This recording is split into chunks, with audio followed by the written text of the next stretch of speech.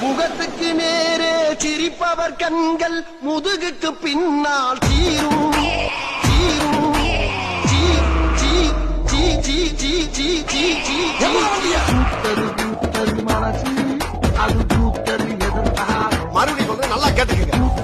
பூத்தது மனசு அது பூத்தது எதற்காக ராத்திரி 10 மணிக்கு மாறிக்கு வந்தா என்ன காதலிக்கிறதாக அது பூத்தது எதற்காக அதிகாரி வர்றப்ப ஷலிட் பண்ணணும்னு உனக்கு ட்ரைனிங்ல சொல்லி தரலையா? கண்ணும் கண்ணும் கொள்ளையடித்தால்